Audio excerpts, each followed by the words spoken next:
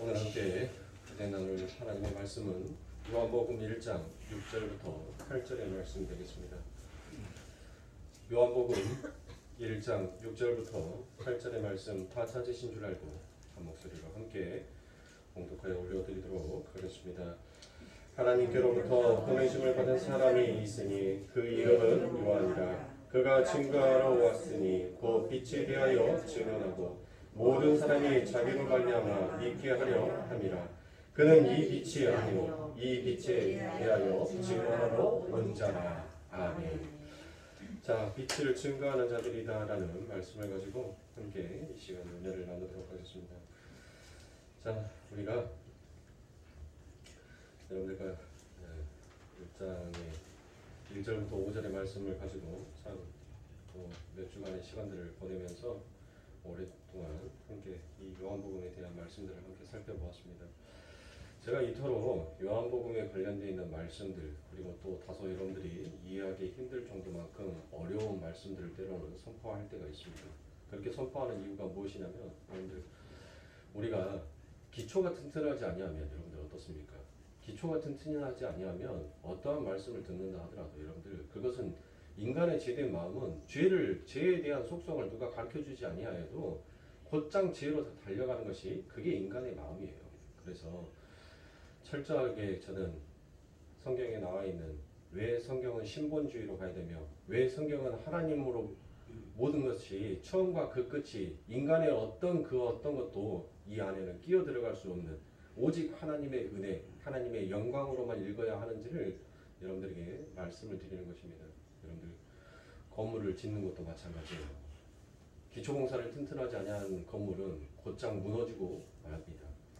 하나님의 말씀도 하나님의 백성들이 아무리 하나님의 말씀 앞에서 우리가 온전하게 서 있는다 하더라도 여러분들 그 안에 우리들의 심령 안에 예수의 정확한 그 중심점을 잡고 있지 못한다면 우리는 결국 모래 위에 석을 쌓는 자로 가게끔 되어 있더라는 것이에요. 그래서 제가 여러분들에게 항상 이 모든 성경의 말씀들을 풀 때 늘 예수의 말씀을 드리고 또 다루는 다소 어렵고 조금은 딱딱한 그와 같은 설교를 드리는 것은 여러분들이 가지고 있었던 그동안 들어왔던 신앙생활이다라고 하면서 머릿속 깊이 박혀있는 그 인본주의 그것을 뿌리를 뽑아내기 위하여서 제가 때로는 그와 같이 설교를 합니다. 그러므로 선생님들께서 지금까지도 잘 들어주신 것에 너무나도 감사하고 또 앞으로도 이렇게 좀 잘 들어주시면은 감사하겠습니다. 자, 우리가 요한복음 1장 1절부터 5절의 말씀 중에서 이 요한이 4절과 5절에서 태초부터 계셨던 말씀이시며 하나님이신 예수 그리스도가 바로 사람의 빛이다라는 그와 같은 내용을 가지고 그렇게 언급을 한 후에 그 빛을 증거하러 온 어떤 사람을 소개하고 있습니다. 그렇죠. 자, 그 사람이 바로 누구다라고 얘기합니까?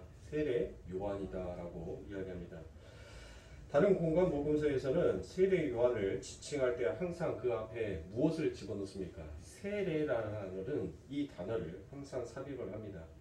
그런데 유독 요한복음에 있어서만 그냥 요한이다라고 이렇게 명명해버립니다. 자, 그 이유가 무엇입니까?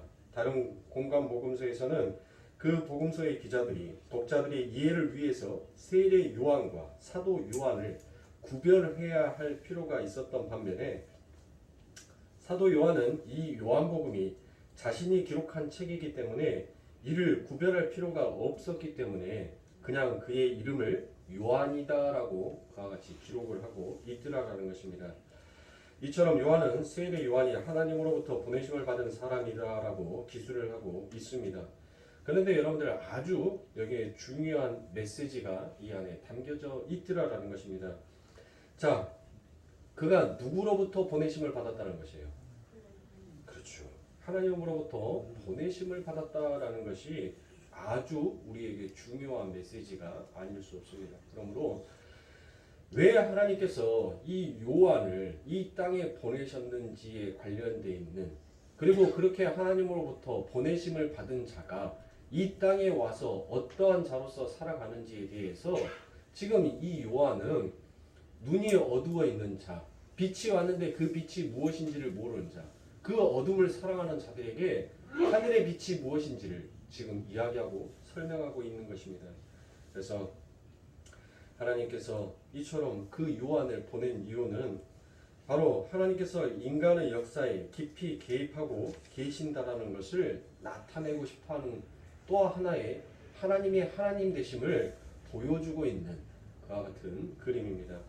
하나님께서 누구를 보내셨다는 것은 그 안에는 분명 하나님께서 보낸 자의 어떤 목적을 가지고 보내셨다라는 그와 같은 뜻도 그 안에 담겨져 있습니다. 이것은 하나님께서 인간의 역사 속에서 어떤 계획과 목적을 가지시고 세상 사람들이 알지 못하는 어떤 일을 열심히 하고 계신다라는 그와 같은 증거이기도 합니다. 그러니까 하나님께서 사람을 막 보내시면 지금 그 하나님께서 사람을 막 보내시고 있다는 것은 지금 하나님의 그 일이 빨리 이루어져야 한다라는 또 하나의 방편이기도 하더라는 것입니다. 이렇게 하나님께서 어떤 목적과 계획을 세우시고 일하신다라는 것을 우리가 무엇이다라고 얘기를 하냐면 작정이다라고 이야기합니다. 그러니까 작정이 뭐라고요? 하나님께서 어떤 목적과 계획을 세우시고 일하시고 계시는 것을 그걸 작정이다라고 얘기해요. 그러면 여러분들 우리가 작정하면 항상 그 뒤에 따라오는 말이 뭐예요? 바늘 가면 뭐 와요? 실이 따라오죠. 네, 작정하면 예정이 따라오겠죠. 그러면 예정은 무엇이냐고요? 근데 작정은 그래요. 하나님께서 어떤 목적과 계획을 세우시고 일하신다라는 그것을 우리가 작정이다라고 하면 그러면 예정은 무엇입니까? 바로 피조물 중에 인간과 천사 같은 도덕적인 존재를 향한 계획과 목적을 두시는 것이 바로 예정이다라고 부르는 것입니다. 이렇게 하나님께서 계획하시고 그분께서 친히 역사에 깊이 개입하셔서 그분의 계획을 이루어가고 계시고 있다면 그분의 계획은 반드시 이루어집니까? 아니면 실패할 수도 있습니까? 절대 우리 하나님은 실패하실 수 없는 하나님이시죠. 우리는 절대 혼자 이 세상 가운데서 싸우는 것이 아니더라라는 것입니다. 왜요? 하나님께서는 우리들을 지금 세밀히 간섭하여 이 역사를 운영하고 계시고 있기 때문이라는 것이에요. 그러니까 우리들은 성도는 지금 누구로부터 보냄을 받은 자다라는 거예요. 하나님으로부터 보냄을 받은 자다라는 것을 여러분들이 잊어서는 안 돼요. 성도는 제가 지난 금요일 날도 여러분들에게 말씀을 드렸던 것처럼 성도는 하나님에 의해서 탄생되어진 자고 하나님에 의해서 우리는 이 땅에 보냄을 받은 자이지 우리가 이 땅에서 태어난 자가 아니다라는 것이에요. 우리가 이 땅에 태어난 대한민국 국민 헌장처럼 우리는 이 땅에 무궁한 사명을 가지고 이 땅에 태어난 자가 아니다란 말이에요.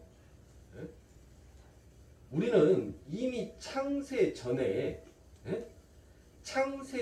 그분에 의해서 그분의 작정과 그분의 계획에 의해서 어떤 목적에 의해서 우리는 이미 당신의 마음에 기록이 되어져 있었고 그분에 맞춰서 우리들은 탄생되어진 자입니다.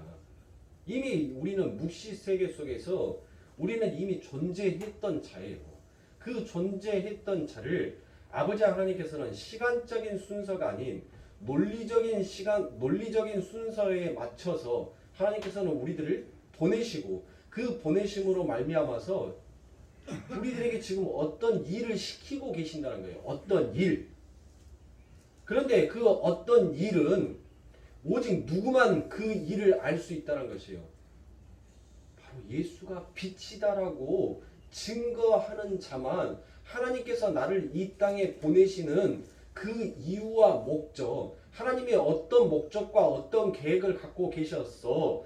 그 계획을 어떻게 예정하여 이루어가고 계시는지를 그분의 마음을 아는 자들이라는 것이에요. 우리 예수님께서 그러셨잖아요. 창세 전에 이미 아버지 하나님의 그 마음을 아시고 당신이 이미 이 역사 속에서 죽기로 이미 작정하셨어요. 이미 그 계획이 세워졌단 말이에요. 그리고 그 계획 세워지는 그 계획이 바로 이 땅에 예수 그리스도가 육신을 입고 오심으로 말미암아서 어떤 예정을 이루는 거예요. 바로 눈뜨지 못한 아버지 하나님의 백성들을 하나님의 나라의 백성으로 지금 그 가나안으로 집어넣기 위한 하나님의 애정이 그 안에 담겨져 있었더라라는 것이에요. 그러니까 예수 그리스도가 그냥 온 게 아니에요, 여러분들. 철저한 하나님의 작정과 목적과 계획 속에서 이 땅에 오신 것이 바로 예수 그리스도인 것입니다. 그러므로 사랑하는 성도님들께서 이 땅을 살아가실 때 여러분들, 우리들은 결코 혼자서 싸운 자가 아니에요. 여러분들 한번 생각해 보세요. 여러분들이 이 세상에 하나님께서 우리들을 보내셨는데, 여러분들 우리들이 이 세상 가운데에서 이 세상에 내 편이 아무도 없어요. 내가 혼자서 그 모든 싸움을 한다라고 생각했었을 때 여러분들 어떻게 했어요? 여러분들의 마음이 정말로 참된 쉼을 얻을 수 있겠습니까? 늘 불안할 거 아닙니까? 심지어 여러분들 그냥 우리가 이 세상 가운데 발을 딛고 살아가니까 여러분들 우리가 옆 동네에 가더라도 어때요? 아니 내 동네에서는 내가 골목 대장이에요. 내 동네에서는 내가 왜요? 내 동네에서는 나를 알고 있는 사람들이 많이 있으니까 내 편이 많이 있단 말이에요. 그러니까 항상 의기양양 기가 살아서 다녀요. 그런데 옆 동네만 가더라도 내가 모르는 사람이 더 많단 말이에요. 그런데 거기에서 만약에 시비가 붙어요. 그러면 어떻습니까? 괜히 기가 죽지 않습니까? 괜히 불안하지 않습니까? 우리 하나님께서는 우리들을 이 땅 가운데 보내놨는데 그 아버지 하나님께서 우리들과 늘 임마누엘 하여 주고 계시더라는 것입니다. 언제까지? 언제까지? 이 세상 끝날 때까지 내가 너희와 함께 있을 것이다. 내가 다시는 너희들을 떠나지 아니할 것이다 라고 말씀하여 주셨지 않습니까? 그것은 지금 우리 아버지 하나님께서 나와 함께 하여 주고 계신다는 것이에요. 그러니 사랑하는 성도님들 가운데에서 불안한 자는 지금 누구를 의심하고 있는 자예요? 아버지 하나님의 그 작정과 예정을 의심하고 있는 자예요. 그래서 하나님께서는 우리들에게 뭐라고 말씀하십니까? 너희들은 강하고 담대하라라고 얘기를 하시는 거예요.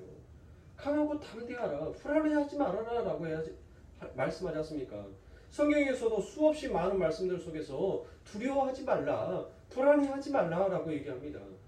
그런데 믿음이 적은, 믿음이 연약한 우리들은 어떻습니까? 늘 무엇을 먹을까, 무엇을 입을까, 무엇을 마실까에 대한 그 두려움 속에서 우리들은 늘 사로잡혀 살아가지 않습니까?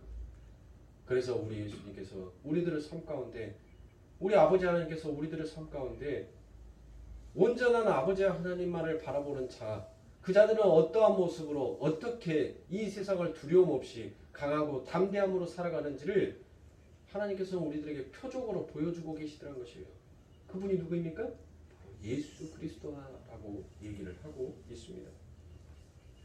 그러면 사랑하는 성도님들, 이처럼 우리를 향한 아버지 하나님의 계획은 지금도 아버지 하나님의 작정과 예정 속에서 이루어져 가고 계시는 하나님이십니다. 진정 우리들과 우리의 입술로 이 회칠한 무덤과 같은 우리의 입술에서만 부르짖는 예수의 이름, 하나님의 이름이 아닌 우리의 내면 깊숙한 곳에서 부르짖는 그 아버지 하나님의 이름을 부르는 진짜 하늘의 백성의 성도가 맞다면 우리들의 삶 가운데에서는 늘 이 세상을 강하고 담대함으로 살아가야 하는 것이 그게 맞다라는 것을 성경은 우리들에게 또다시 한번 비추어주고 외치며 말씀하여주고 계십니다. 예정에 관한 이야기가 나온 김에 하나만 더 짚고 넘어가도록 하겠습니다. 하나님의 선택이 타락 전 선택이냐 아니면 타락 후 선택이냐를 놓고 아주 깊은 토론을 나누는 그와 같은 수없이 많은 학자들이 있습니다. 그러면 제가 여러분들에게 이 말씀을 가지고 한번 질문을 하도록 하겠습니다. 하나님께서 인간이 타락한 후에 하나님의 백성을 선택하셨을까요? 아니면 타락하기 전에 하나님의 백성들을 이미 선택하셨을까요? 당연히 여러분들 우리 교회에서는 타락 전, 그렇죠? 타락 전 우리를 선택하셔 주셨다라고 당연히 우리 교회에서는 그 말이 나와야 마땅합니다. 우리 교회를 안 다녔던 분이라 할지라도 여러분들 타락 전에 이미 하나님께서는 우리를 선택하여 주신 것이 맞습니다. 이렇게 명확한 성경의 말씀들을 가지고 있음에도 불구하고 왜 신학의 학자다라고 얘기하는, 성경을 연구한 그렇게 걸출한 학자들이 이와 같은 얼토당토하는 것을 가지고 그들이 토론을 하며 이야기를 하는 말입니다. 만약에 타락 후 하나님께서 급하게 인간의 죄를 수습하기 위하여서 선택하였다라고 한다면 그거는 전능한 하나님이라고 우리가 말할 수가 없습니다.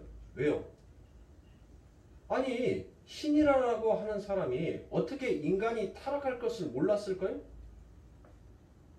그래서 급하게 그 죄를 수습하기 위하여서 하나님께서 그 속에서 몇 명만을 선택하여서 그 백성들이 타락하지 아니하고 온전한 하나님의 백성으로 남게끔 그렇게 선택을 하셨을까요? 그건 말이 안 된다는 얘기예요. 성경의 모든 문맥을 다 동원하여서 그와 같은 것들을 본다 하더라도 그것은 앞뒤의 문장이 안 맞는 그와 같은 이야기와 똑같다는 것입니다. 그런데 이렇게 명확한 성경의 말씀이 있음에도 불구하고 왜 이렇게 쉬운 것을 가지고 여러분들 타락 전이냐 타락 후냐라는 이것을 가지고 이와 같이 설전을 벌이고 있는 것입니까? 개혁주의 학자들 속에서 비버윌 필트나 잔 스탠퍼드, 그 다음에 시카고 대학의 신학부인 브라이언 켈리시엣, 그 다음에 독일의 알렉산더 슈바이처, 그리고 뮬러 막스 사이버 같은 이런 학자들은 전부 다 타락 후 선택설을 의외로 지지하고 있더라라는 것입니다. 그러면 그들과 반대로 타락 전 선택설을 주장하는 사람들도 있겠죠. 헤르만 방클라라든지 루이스 벌크라든지 번다벌 같은 그런 사람들이 있더라라는 것입니다. 그 외에도 무수한 많은 사람들이 있기는 하지만 그런데 그분들이 무엇을 근거로 그러한 견해 차이를 보이고 있는가 하여서 보니 바로 존 칼빈의 예정에 대한 해석, 그 해석차가 있었기 때문에 이와 같이 두 가지로 나누어지게 되더라라는 것입니다. 존 칼빈의 예정이 그렇게 혼란을 가져올 만큼 부실한 것이 없는데도 불구하고 어떠한 그런 견해 때문에 이와 같은 의외의 사건들이 벌어지게 되는지 여러분들 그 존 칼빈이 바로 베드로전서 1장 20절을 주석하고 주의하면서 그 부분에 대해서 타락 전과 타락 후로 나누어지게 되더라라는 것입니다. 그래서 존 칼빈이 어떻게 베드로전서 1장 20절에 대해서 주의를 했는지 제가 여러분들에게 읽어드리도록 하겠습니다. 베드로전서 1장 20절입니다. 그는 창세전부터 미리 알리신 바 된 자라 이 말씀이 너희를 위하여 나타내신 바 되었으니 라고 되어 있습니다. 분명히 하나님께서 사람을 창조하시기 전에 하나님께서는 사람이 그 순전한 상태에 오래 있지 못할 것을 미리 보셨다라고 얘기합니다. 그러므로 하나님께서는 하나님의 놀라운 지혜와 선하심에 따라서 그리스도의 상실된 인류를 파괴된 상태로부터 구하시는 구속자가 되도록 정하신 것이다 라고 얘기합니다. 언제 사람을 창조하시기 전에 예수님을 창조 전에 이미 구원자로 준비되었다라고 칼빈은 이와 같은 주석을 해석하고 있더라는 것입니다. 그러니까 최초로의 예정설을 정리했던 칼빈도 바로 타락 전 선택설을 말하고 있는 게 맞습니다.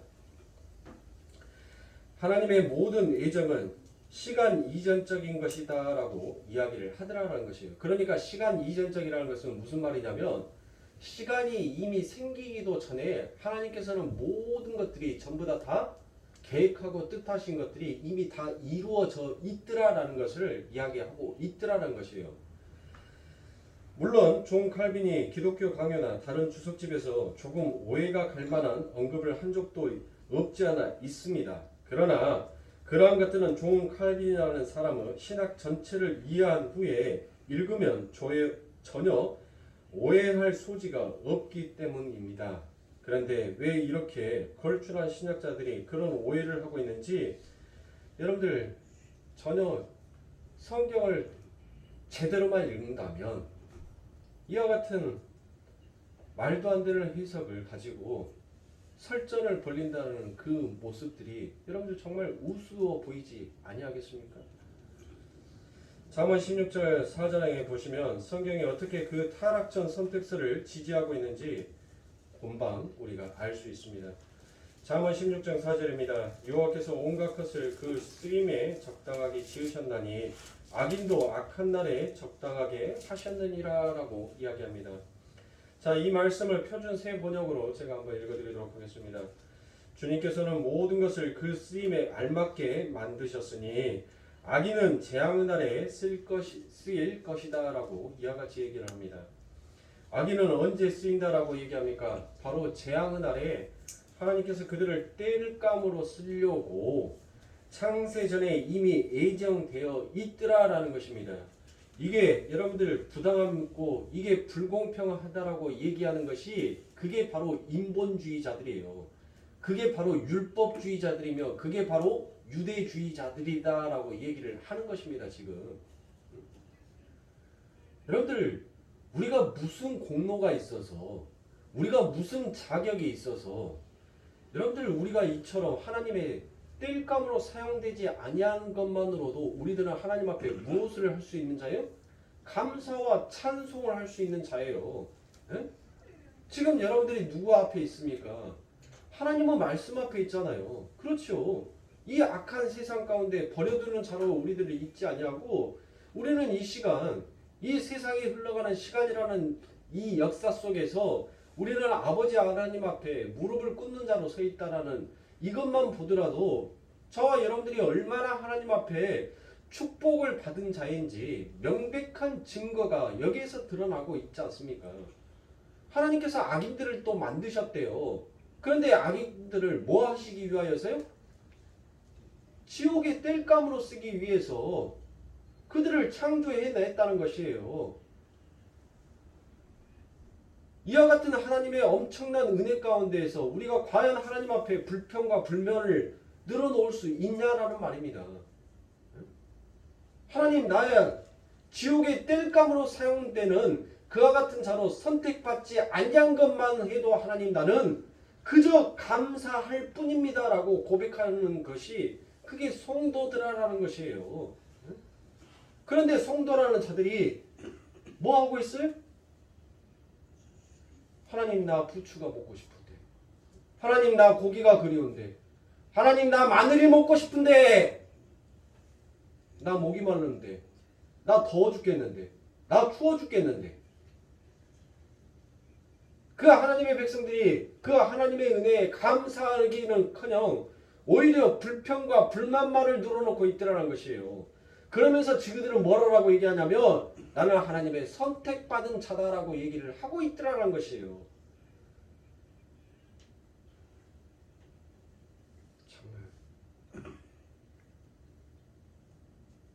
정말 하나님의 은혜를 아는 자는 여러분들.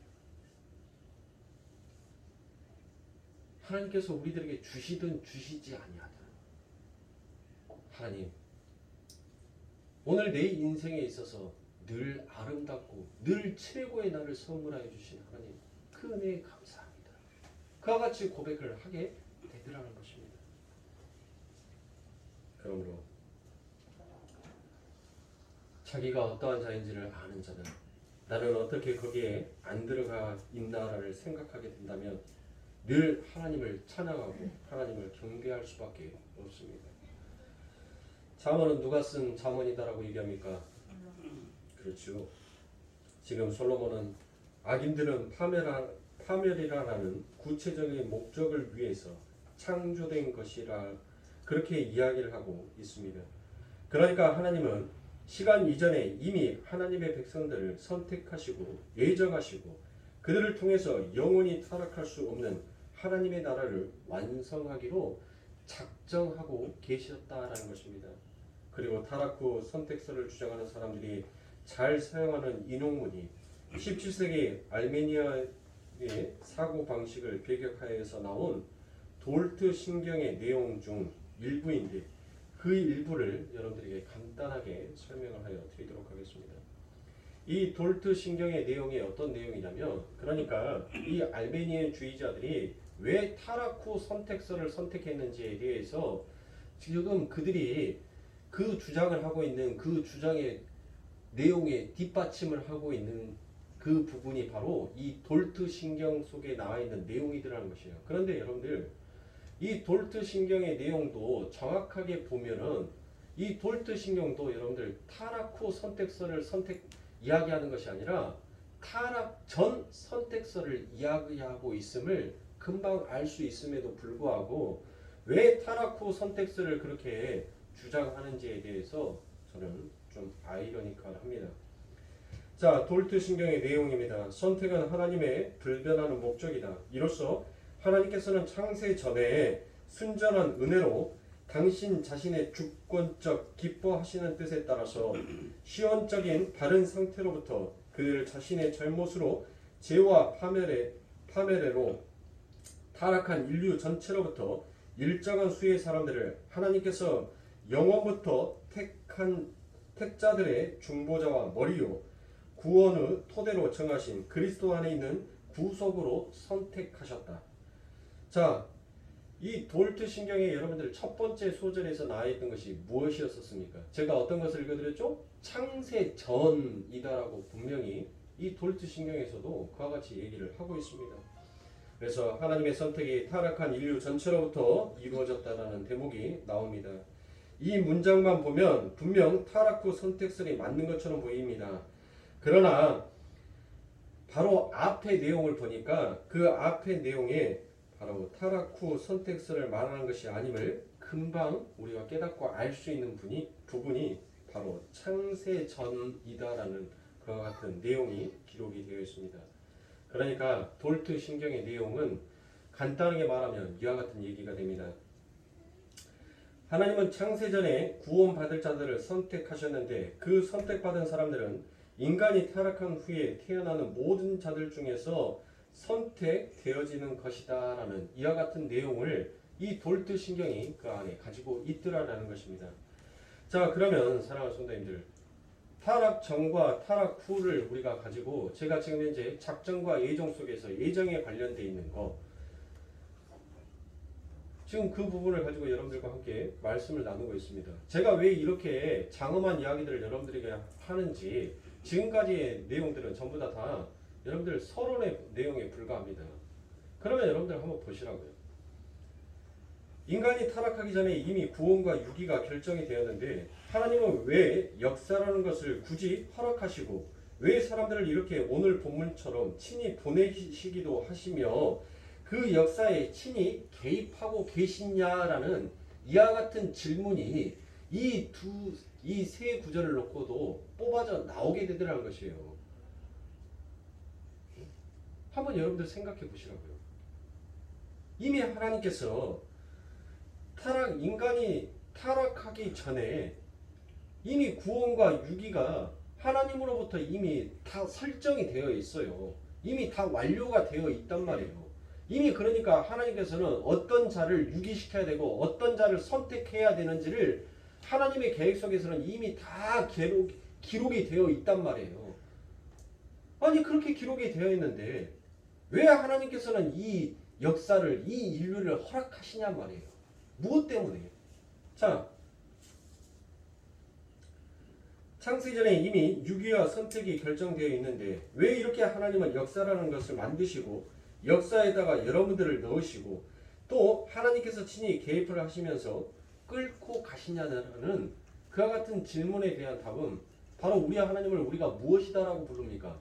우리 하나님을 인격적인 하나님이다라고 부르시죠. 그러니까 하나님께서는 인간이 이미 아버지 하나님의 선택을 받았었고 바로 존 칼빈의 말처럼 인간이 그 마음을 하나님께서 선택해 주시고 하나님께서 주어진 그 마음을 오래도록 유지할 수 없었기에 인간의 타락함을 아시고 인간이 타락한 후에 하나님께서는 그들을 어떻게 인격적으로 다시 하나님을 찬양하는 쪽으로 하나님이 이끌어 가야 하는지를 하나님이 계획하고 계셨더라라는 것이에요. 그러니까 하나님께서는 지금 우리들을 이 역사 가운데 보내주셨던 이유는 바로 무엇이라는 거예요. 우리를 바로 인격적으로 대접하여 주시사 우리가 이 세상 이 역사를 살아가면서 진실되게 우리의 마음에서 우러나와 그 하나님을 찬양하게끔 하시기 위하여서 하나님께서는 우리들을 이 역사에 보내시고 그 보내시는 것으로만 끝나는 것이 아니라 하나님께서 이 역사의 모든 시간들의 모든 과정들을 세밀하게 간섭하셔 가시면서 우리들을 하나님의 백성으로 만들어 놓고 계시더라는 것입니다. 그 속에서 저와 여러분들이 지금 하나님의 도구로 사용이 되어지고 있더라는 것입니다. 그래서 오직 그 자들만이 하나님 앞에 선택받은 자들만이 하나님으로부터 무엇을 받을 수 있어요? 하나님으로부터 선물을 받을 수 있는 것입니다. 그 선물이 뭐예요? 어떤 선물? 구원이라는 영생이라는 그와 같은 선물을 받을 수 있게 되더라는 것입니다. 이렇게 하나님으로부터 영생과 하나님의 구원에 대한 이와 같은 선물을 받은 자들은 이 땅에서 우리가 무엇을 하면서 살아가야 하는 것이 마땅한지를 하나님께서는 끊임없이 우리들의 삶 가운데 개입하셔서 그 길을 인도하시고 그 길을 가르쳐주고 계시더라는 것이에요. 그러니까 하나님께서는 우리들에게 늘 어떠한 길을 주신다고요? 우리들을 늘 유익된 길로, 유익한 길로 우리들을 이끌어가고 계시더라는 것입니다.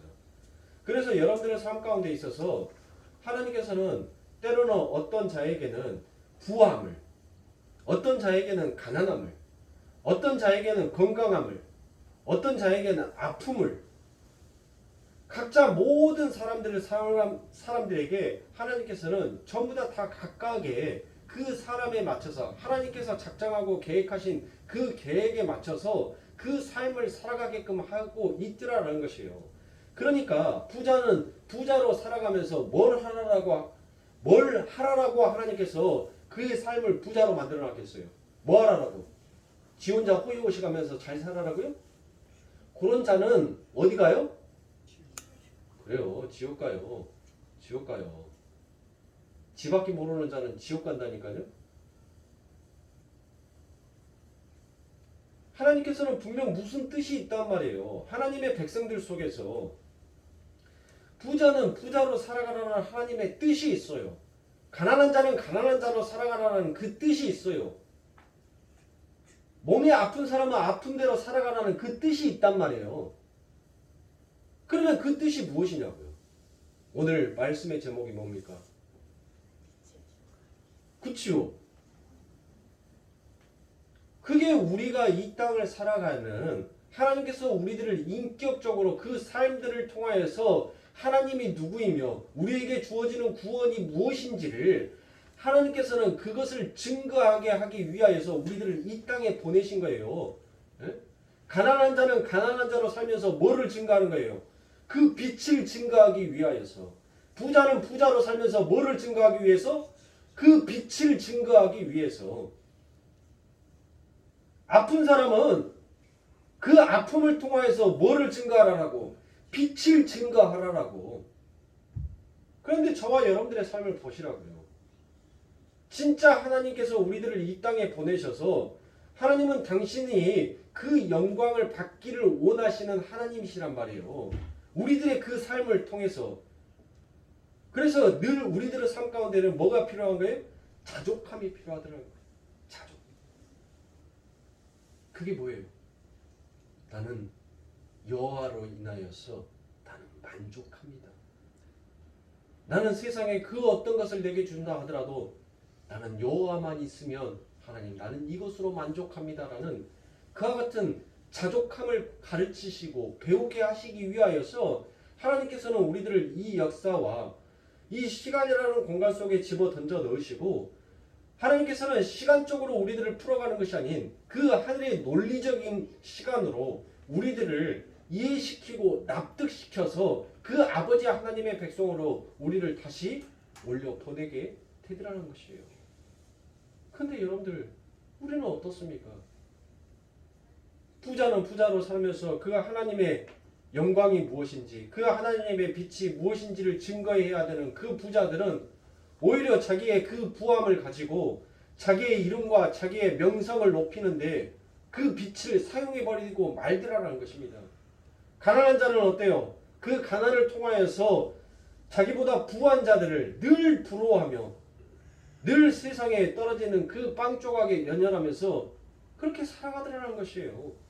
그 가난함을 통하여서 그 빈곤함을 통하여서 내가 진정 이 세상에서 채워야 할 것은 부가 아니라 저 부를 향해서 가는 것이 아니라 나는 예수의 그 빛을 향하여서 가야 하는 자가 맞구나라는 것을 알아야 하는데 가난한 자는 가난한 자대로 그 빛을 자기에게 돌려버리더라는 것이에요. 아픈 사람은 어떻습니까? 그 아픔을 통하여서 내 몸에 오는 그 고통을 통하여서 여러분들 그것을 통하여서 그 아버지 하나님께서 나를 그동안 어떻게 내가 예수의 품 밖에 떨어져 있었을 때 내가 예수의 품이 아닌 아버지 하나님을 믿기 전에 나의 영광으로서 살아갔던 그 삶이 얼마나 추악하고 악한 것인지를 그리고 내가 이렇게 아픔으로 인하여서 그 아버지 하나님을 찾게 된 것이 얼마나 영광인지를 그것을 깨우치라라고 여러분들 하나님께서 우리들의 건강을 때로는 치시기도 해요. 우리들의 삶 가운데 아픔을 주시기도 한단 말이에요. 그런데 그것을 통해서 하나님이 누구인지를 설명하고 있는데 더 건강하게 더 잘 살아보겠다라고 세상의 것만을 바라보고 간다면 그게 어찌 하나님 앞에 영광을 돌리는 길이겠냐 말입니다. 그러니까 이 세상에 주어지는 모든 삶은 여러분들 전부 다 하나님의 그 빛이 누구인지를 증거하기 위해서 우리가 이 땅에 보냄을 받은 자이고 증거를 받은 자이지 우리가 이 땅에 있어서 이 역사를 살아가면서 잘 먹고 잘 살면서 호요식하면서 그냥 그렇게 살다가 아버지 하나님은 나라에 오라라고 우리들을 선택해 준 그 선택이 아니더라는 것이에요. 세례 요한을 한번 여러분들 보세요. 여러분들이 성경책에서 나와 있는 이 세례 요한이 여러분들 뭘 누리다 갔어요? 네? 세례 요한이 뭘 이 땅에 와서 누리다 갔냐고요. 그러면 그 세례 요한이 이 땅에 와서 뭘 그렇게 바라고 갔습니까? 뭘 그렇게 바라보고 갔어요? 세례 요한은 이 땅에 보내지자 그 아버지 하나님의 빛이 누구인지를 그것을 증거하다만 간 사람이에요. 나는 저분의 신들매도 감당할 자신이 없다라고 하면서 자기를 낮추면서 오직 그 하나님만을 얻기 위하여서 그렇게 걸어갔던 자가 그게 바로 세례 요한 아닙니까? 그게 바로 성도다라고 얘기를 하고 있는 거예요. 지금 성경은. 성도는 세례 요한처럼 아버지 하나님이 어떤 분이며 너희들에게 주어지는 그 구원이 무엇이며 너희들에게 임한 세례가 어떤 것인지를 너희들이 깨닫고 안다면 너희들은 온전히 그 하나님 앞에 영광을 돌리기 위하여서 그 아버지 하나님 앞에 찬송과 감사를 드리기 위해서 너희들은 살아가는 자이지 그 아버지 하나님을 통하여서 너희가 무엇인가를 얻어내기 위해서 사는 자가 아니더라는 것을 세례 요한이 그 광야에 외치는 자의 소리처럼 외치지 않습니까? 회개하라 천국이 가까웠다라고 얘기했지 않습니까? 여러분들 그들이 예수를 안 믿어서 여러분들 회개하라라고 했겠어요? 예수를 몰라서 여러분들 회개하라라고 얘기했겠냐고요. 그러니까 길거리에서 돌아다니면서 여러분들 회개하면 예수 믿으면 천국 안 믿으면 지옥이라고 여러분들 그 편말 붙이고 다니는 사람들 오히려 더욱더 예수가 누구인지를 혐오스럽게 만드는 거예요. 네?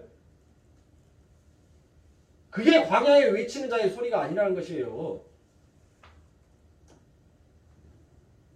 진짜 광야에서 외치는 자의 소리 그 소리는 사람의 소리가 아닌 내 안에서 들려나오는 그 성령의 음성이에요. 성령의 음성. 그 성령의 음성을 듣고 있는 자, 깨달은 자들은 결국 너희가 그 아버지 하나님을 위해서 그 아버지 하나님의 이름으로 너희들이 이 땅에서 호의호식하면서 잘 먹고 잘 사는 거 만사형통하면서 너희들이 살아가는 것이 그게 너희의 인생의 목적이 아니다라는 것을 성령은 끊임없이 탄식하면서 우리들에게 외치고 있더라는 것입니다.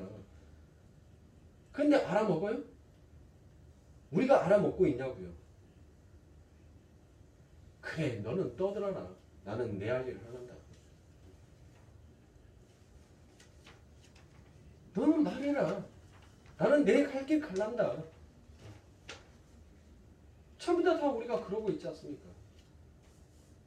그래서 우리 아버지 하나님께서는 우리들의 삶, 우리들의 인생을 통하여서 하나님께서는 그 예수가 누구인지, 너희들에게 주어지는 그 성령이 무엇인지를 하나님께서는 우리의 죄를 폭로시켜버림으로 인하여서 더 이상 이 세상에 그 어떤 것도 의지할 것도 없고 의지할 수도 없구나라는 것으로 우리들을 최종적으로 끌고 가버리더라는 것이에요. 이 역사를.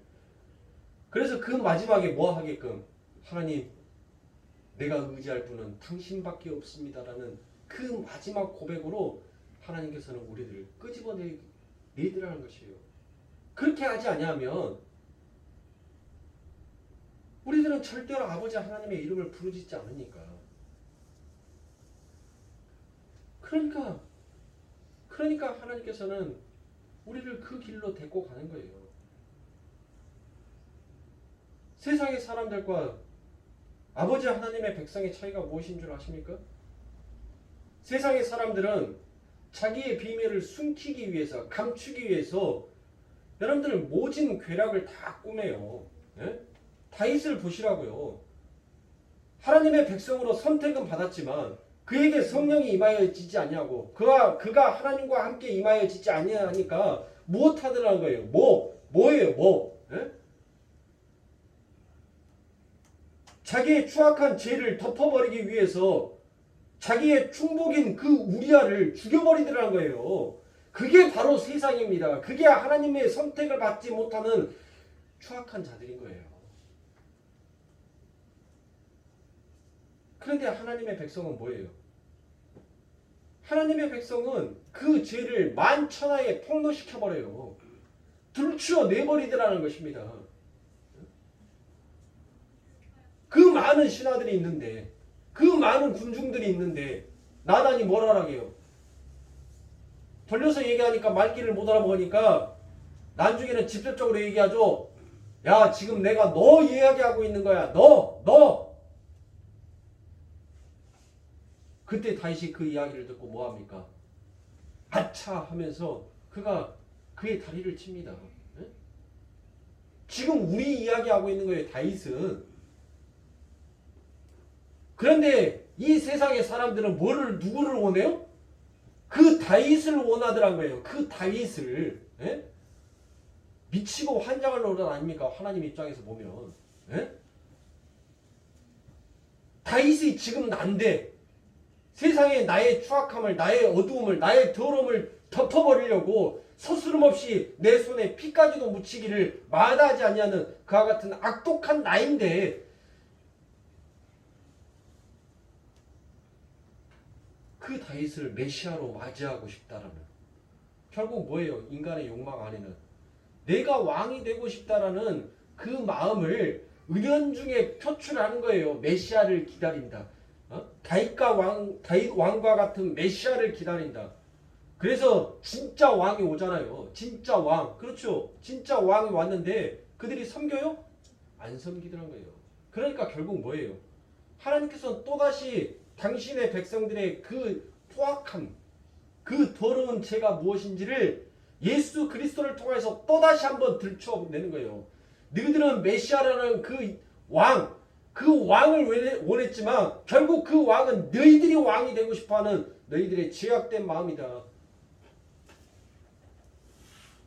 에레미야에서 여러분들 여호와 아버지 하나님께서 말씀하시죠. 어떤 말씀을 하십니까? 내 백성이 나를 버렸다라고 얘기합니다. 내 백성이 내 앞에서 죄를 지었다라고 얘기해요. 어떤 죄를 지었습니까? 스스로 웅덩이를 판 것과 누구를 원했어요? 왕을 원했다는 거예요. 왕.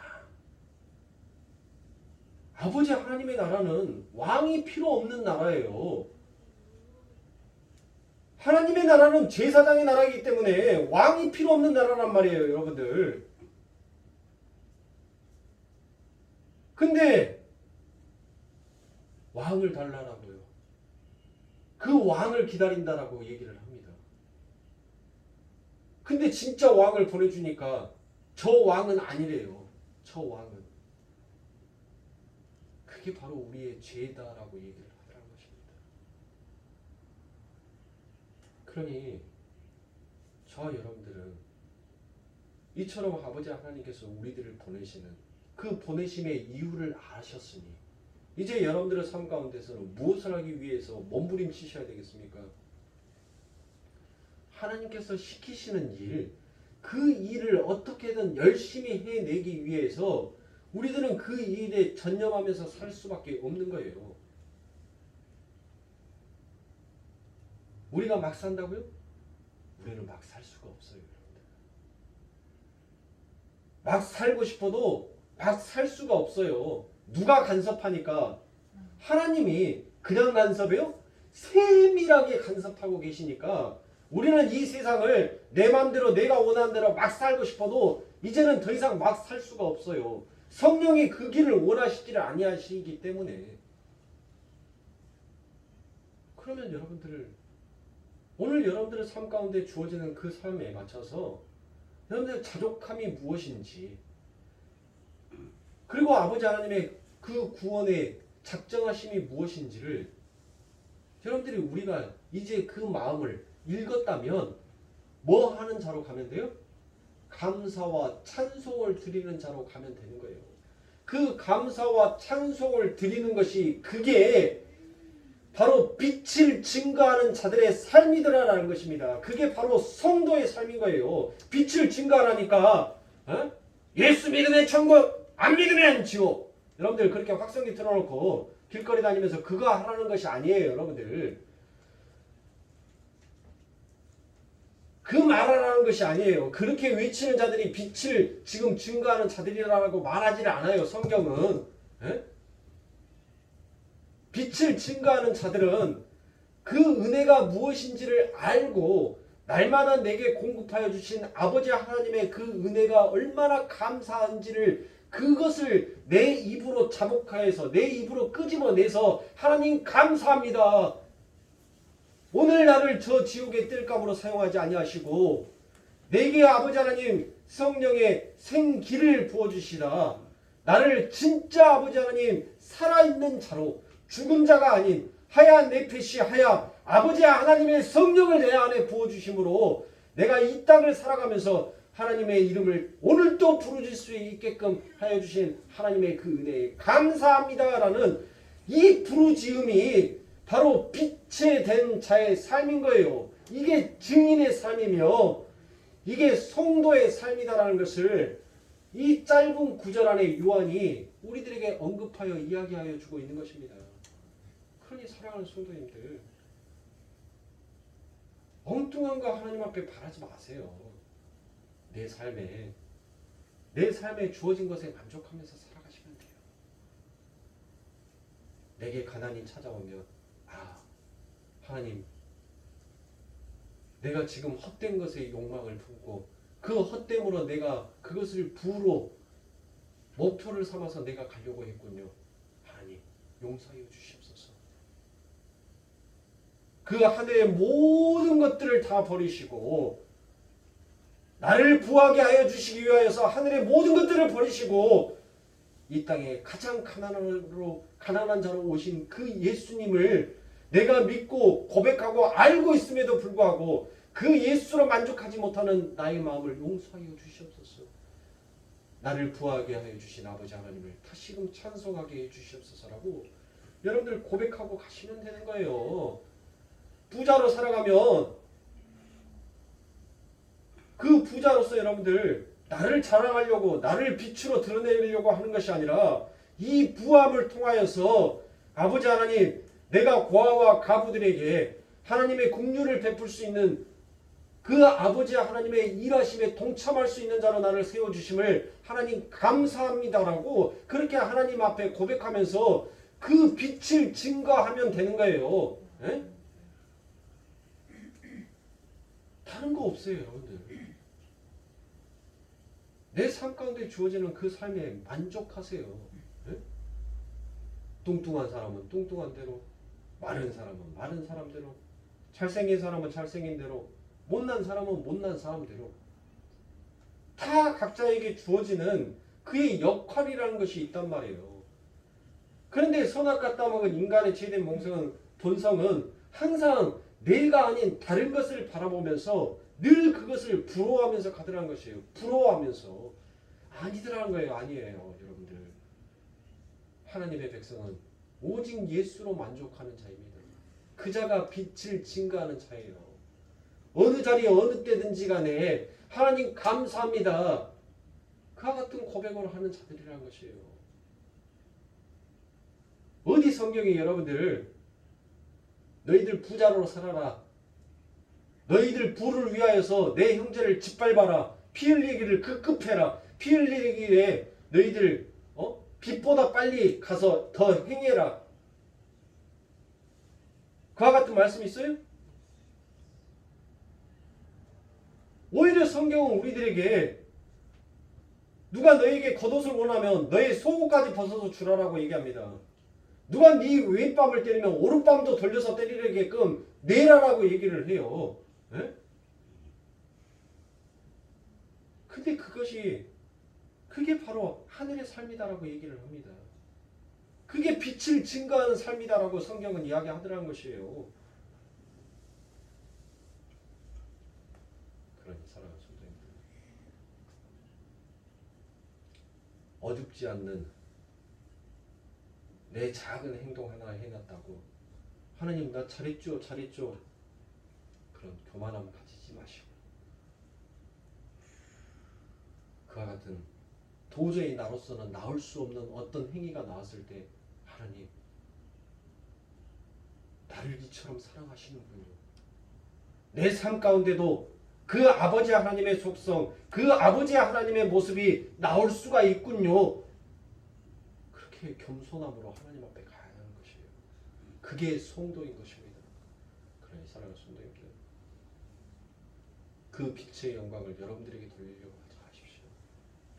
그 빛의 그 영광을 오직 하나님 앞에 돌리는 저와 여러분들의 삶이 되기를 주님의 이름으로 축원합니다. 기도하겠습니다.